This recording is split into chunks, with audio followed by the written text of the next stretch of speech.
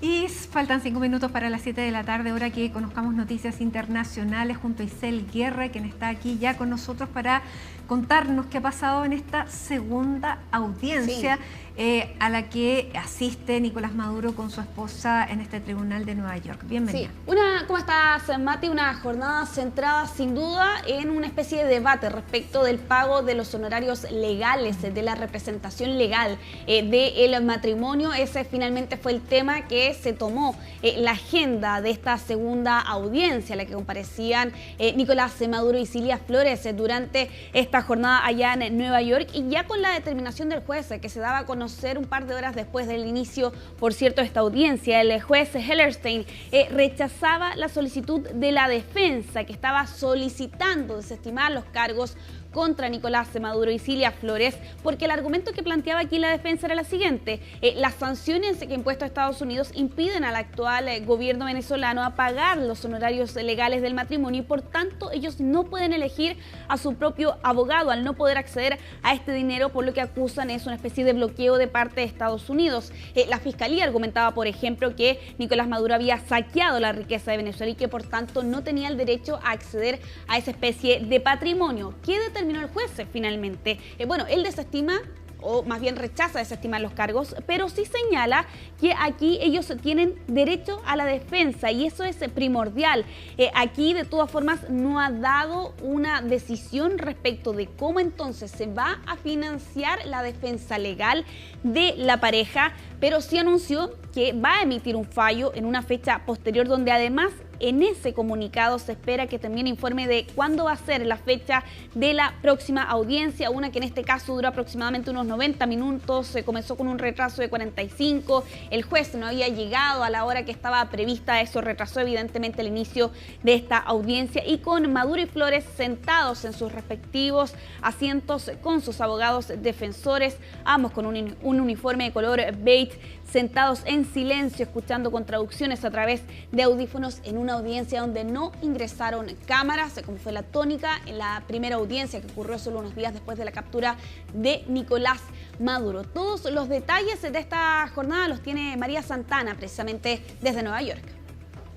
Hubo mucha anticipación en Nueva York por esta segunda comparecencia del expresidente venezolano Nicolás Maduro y su esposa Cilia Flores ante un tribunal federal en esta ciudad, donde enfrentan cargos relacionados al narcotráfico. Decenas de personas, ya sea opositores o simpatizantes de Maduro, se presentaron frente a la corte para manifestarse, algunos con pancartas que decían "liberen a Maduro y a Flores", y otros que decían que este era el momento que querían ver Maduro frente a la justicia estadounidense. Ahora, hubo mucha curiosidad por el aspecto de Maduro y de Flores después de más de 80 días en esta prisión federal en Brooklyn, una de las más severas en Estados Unidos. Y sí, Nicolás Maduro y Flores lucían un poco más delgados, no a un nivel tan extremo, pero sí parecían estar de muy buen ánimo. Saludaron a sus abogados, entraron con una sonrisa. Maduro incluso saludó a los que estaban presentes dentro de la sala, pero después se dedicó a escuchar el proceso, los argumentos de sus abogados, y también a tomar muchas notas. Escribía y escribía mientras estaba sentado junto a sus abogados. No lucía tan desafiante como en esa primera audiencia, cuando dijo que había sido secuestrado por el gobierno estadounidense. La audiencia, que duró aproximadamente una hora, trató en gran parte este tema sobre quién va a pagar la defensa de Maduro. Los abogados del expresidente dicen que los cargos en su contra deben de ser desestimados porque el gobierno estadounidense está interfiriendo con su derecho constitucional de defenderse, de elegir al abogado que quiere debido a las sanciones que aún existen en contra del gobierno de Venezuela, que no puede enviar fondos a Maduro para su defensa. Cilia Flores también está haciendo la misma petición. La Fiscalía dicen que estas sanciones existen aún por motivos de seguridad y de política exterior, y que Flores y Maduro tienen sus propios fondos para pagar su defensa. Ahora, si sus abogados deciden retirarse del caso, también se le podría designar un abogado de oficio. El juez Alvin Hellerstein dijo que no iba a tomar una decisión en este momento, que iba a considerar los argumentos y emitir una orden por escrito más adelante, y que en esa orden iba también a fijar la fecha para una próxima audiencia. María Santana, Nueva York. Bueno, hay que comentarlo, Mati. María Santana estaba al interior precisamente de esta audiencia que se desarrolló durante esta jornada en Nueva York, y precisamente hacía alusión respecto de su estado físico, o al menos cómo se le percibía, Mati. Lo comentábamos fuera de cámaras. No había precisamente registros al interior, porque de hecho solamente la única imagen, el bosquejo. Sí, y ahí se lo puede ver incluso en ese dibujo que se hace demacrado. De la jornada. Totalmente. Demacrado, más canoso, que es la descripción que se hace, y más delgado, usando este mameluco, color beige, dicen zapatillas, que no sonrió, que siempre estuvo serio y que tenía la mirada en blanco. Eso es lo que se describe, por lo menos en lo que he podido leer de los medios también internacionales. Y que es el fiscal transpiró la media hora. Decían también que estuvo argumentando y esgrimiendo los cargos ante el juez. Claro, sí. En una jornada que, como lo señalábamos anteriormente, se centró particularmente en cómo se va a financiar la defensa de Nicolás Maduro, y que por lo demás ya advierte que va a ser un proceso legal largo, complejo. Evidentemente este tipo de discusiones alargan aún más un juicio que ya se advertía bastante largo desde el inicio, y con un matrimonio que ya lleva más de 80 días precisamente en este centro de detención metropolitano en Brooklyn, que se ha bautizado, o se lo ha descrito más bien como una especie de infierno en la tierra. Se presume, por ejemplo... comida. ¿Perdón? Pésima comida. Pésima comida. Se presumen que están al menos 23 horas de aislamiento Nicolás Maduro, con un confinamiento casi total. De hecho, aquí CNN hizo un perfil en estos últimos días y apuntaba que existe una alta posibilidad de que Nicolás Maduro esté en la unidad de aislamiento, que es el nivel más restrictivo, evidentemente separado de su esposa, porque hombres y mujeres están en unidades separadas, por cierto, en este centro penitenciario allá en Nueva York, y que por tanto habitualmente existe una prohibición de comunicarse. Bueno, lo cierto, Mati, es que cuando se estaba desarrollando esta audiencia, ¿no?, en este Tribunal Federal en Nueva York, a las afueras habían movilizaciones, concentraciones de manifestantes a favor y en contra de Nicolás Maduro. Vamos a revisar parte de las declaraciones que señalaban precisamente quienes se convocaron durante esta jornada mientras se estaba llevando a cabo esta audiencia contra Nicolás Maduro y Cilia Flores. Bastante ofendido por esta gente que está aquí defendiendo algo que no tiene sentido. Aparte, ninguno son venezolanos, ninguno de ellos habla ni siquiera el español. Son personas que vienen a defender a un narcodictador, a una persona que le ha hecho mucho daño a mi país. Porque Maduro sí merece human rights, derechos humanos, cuando los que se fueron, que ya ellos no tienen derechos humanos, no merecen. Estamos aquí por la libertad plena de Venezuela, que todavía no existe. Es uno de tantos días al fin de felicidad que merecemos los venezolanos. Son más de 20 años esperando que se haga justicia por tantos venezolanos que no pueden estar en el día de hoy porque fueron asesinados, porque fueron perseguidos. Destruyó mi país. Yo estoy aquí porque tuve que salir de aquí, de mi país, porque no se puede vivir. Bueno, a favor y en contra, por cierto, manifestantes durante esta jornada. Eso en Nueva York. ¿Qué estaba pasando por estas horas en Caracas? Bueno, también allí una concentración de seguidores de Nicolás Maduro, y con un régimen, por lo demás, que se ha mantenido prácticamente en un silencio respecto de la situación de quién fue su entonces presidente. Osmari Hernández está precisamente en Caracas, y este es su reporte desde Venezuela.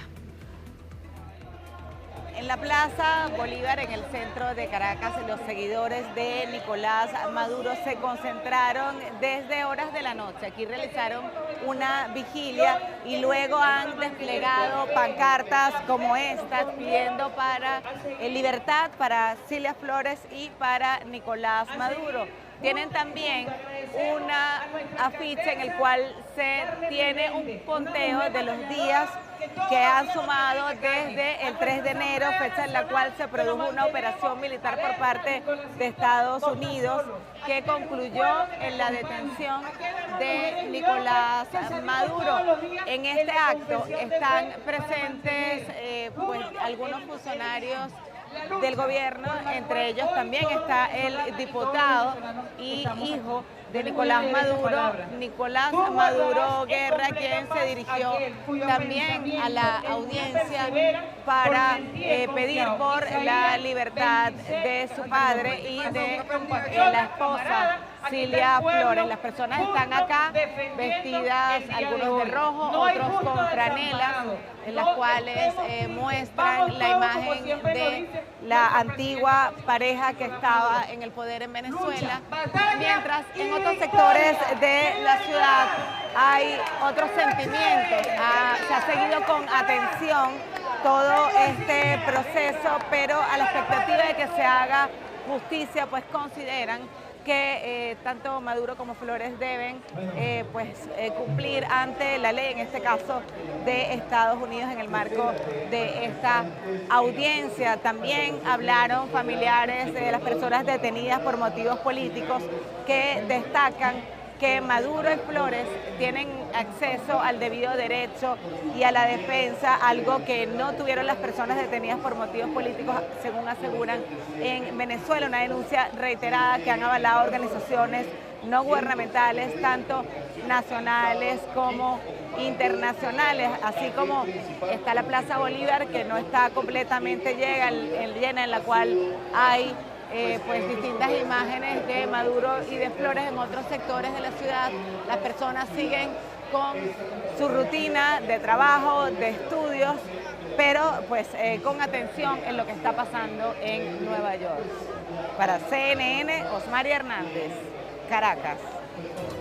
Cambiamos de tema aquí en Conexión Global, porque Donald Trump ha intensificado la presión contra Irán, pero al mismo tiempo ha anunciado que extiende esta especie de pausa en medio de lo que señalan son ataques a infraestructura energética. Extiende esta pausa, entonces Trump lo ha informado durante este día.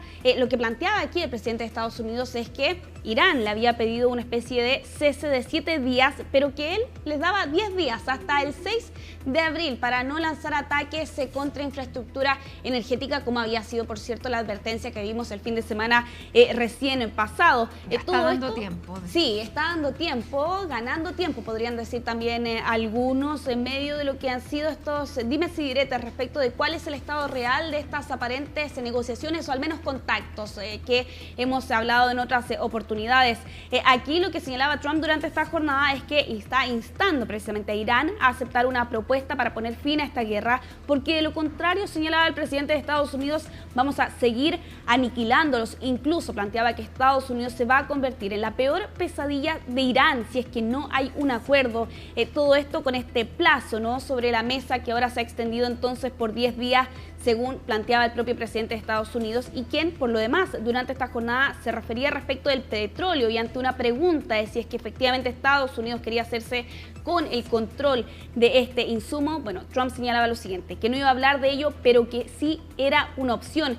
Vamos a revisar parte de esas declaraciones que entregaba durante esta jornada el presidente de Estados Unidos en medio de esta reunión de gabinete, donde sin duda el tema de Irán y la situación en Medio Oriente es uno de los temas principales en la agenda del norteamericano. Están hablando con nosotros porque tienen un desastre en sus manos, están derrotados, no pueden recuperarse. Tenemos libertad para entrar en sus ciudades y pueblos y destruir todas sus armas nucleares, misiles y drones que están construyendo. Lo estamos haciendo. Ahora tienen la oportunidad de llegar a un acuerdo, pero depende de ellos. Y les dirán, no estamos negociando, no negociaremos. Claro que están negociando. Han sido aniquilados. ¿Quién no negociaría? Están suplicando llegar a un acuerdo. Veremos si podemos llegar al acuerdo correcto, pero ahora tienen la oportunidad de abandonar definitivamente sus ambiciones nucleares y trazar un nuevo camino. Ya veremos si quieren hacerlo, si no, seremos su peor pesadilla. Bueno, estaba la amenaza entonces del presidente de Estados Unidos. Vamos a ir avanzando en la revisión de las noticias internacionales. Les informábamos el día martes, ¿no?, el inicio de esta ronda de debates, 15 horas de debate en Perú para hacer frente a la gran cantidad de candidatos. Estamos hablando de 35 aspirantes y el día de ayer en la tercera y última jornada de esta semana, porque continúan precisamente estos enfrentamientos la próxima semana. El día de ayer con 12 candidatos, entre ellos a quien veían recientemente en pantalla. Keiko Fujimori es una de las favoritas, pero que al menos en algunos sondeos no supera los 12 puntos de respaldo, de intención de voto. Una jornada donde estuvo centrada en los siguientes temas: inseguridad, corrupción y el desencanto ciudadano. Allí Fujimori evidentemente enfrentó varias críticas. Hay quienes la culpan por la situación actual de inseguridad ante la aprobación de las denominadas llamadas procrimen, que buscaban evidentemente combatir la criminalidad, pero que finalmente han logrado el efecto contrario. Y con Fujimori, que por lo demás es candidata por cuarta vez y ha enfrentado otros 3 procesos electorales y ha perdido en segunda vuelta, ahora está buscando, por cierto, ser esa opción de cara a las elecciones que van a ser el próximo 12 de abril y donde aquí hemos visto, por cierto, un contexto de inestabilidad política que ha estado arrastrando Perú en estos últimos 10 años. 8 presidentes en casi una década es lo que ha tenido que enfrentar Perú por este tiempo. Vamos a revisar parte de las declaraciones que se vivieron el día de ayer en este tercer debate, la última jornada de esta semana, porque esto va a continuar en los próximos días. Para poder recuperar la seguridad, para poder gobernar, se necesita ganar la presidencia de la República, tener el control del Poder Ejecutivo y, por supuesto, tomar decisiones importantes. Por lo tanto, en los últimos 25 años, el fujimorismo no ha gobernado, ni yo tampoco. Lo que sí pretendo es ser presidenta del Perú. Todavía no lo he sido. Tengo un gran equipo. Un Estado arrodillado frente al imperio económico, un sistema que ha declarado la mercancía como la salud, la educación, no son derechos, son mercancías. Eso debe acabar con una nueva constitución. Vamos a ir cerrando conexión global con estas imágenes que hasta hace algunos días atrás se hicieron virales en internet, pero cuya historia es falsa. ¿Por qué? Porque lo que se planteaba aquí en este video de un par de segundos era este grupo, ¿no?, de perritos que supuestamente habían sido capturados para su consumo, que lograron escapar y que emprendieron un largo viaje a casa por la carretera de la provincia de Jilin en China, con un corgi incluso que lideraba esta manada. Esta historia cobró vida propia, se generaron una serie de imágenes con inteligencia artificial, pero finalmente se ha descubierto que esa idea que estaba rondando en internet no era real. ¿Qué ocurrió? Si bien el video que están viendo ustedes ahí en pantalla exactamente no está generado con inteligencia artificial, efectivamente es auténtico, pero fue grabado el 15 de marzo por un hombre que estaba conduciendo en una zona remota, y aquí finalmente lo que se ha podido conocer en estos últimos días es que los medios chinos han desestimado esta supuesta historia de escape. En rigor, lo que ocurrió aquí es que el hombre que grabó este registro dijo en uno de estos mensajes que el grupo pudo haber escapado de un vehículo, pero después reconoció que en verdad él no había visto tal escape, y esa declaración fue finalmente lo que fue dando pie a detalles adicionales que en rigor no habían sido tal. ¿Qué ocurrió? La historia es mucho menos emocionante, la verdad, Mati. Lo que ocurre aquí es que uno de estos perritos, o una perrita en rigor de esta manada, estaba en celo y se había escapado de su casa porque no tenía correa, y el resto de los perritos la estaban siguiendo a ella. Esa es la historia real que han dado a conocer aquí los medios chinos en medio de este video viral que vimos, claro, sobre todo esta última semana. Por eso estamos contándolo, porque era una historia que se seguía como real, sin embargo no lo era. No eran los perritos en fuga. Para nada. Para nada. Hay que tener ojo con la inteligencia artificial. Ya cada vez podemos distinguir con más dificultad qué es verdad y qué no. Nos vamos a la pausa con esta real imagen de Santiago. No, no es de Santiago. Ah, mira, justo. Me dijeron que era de Santiago, me engañaron. Viste, no fue la inteligencia artificial, fue nuestro editor. Con esta imagen de Viña del Mar hacemos una pausa y ya estamos de regreso.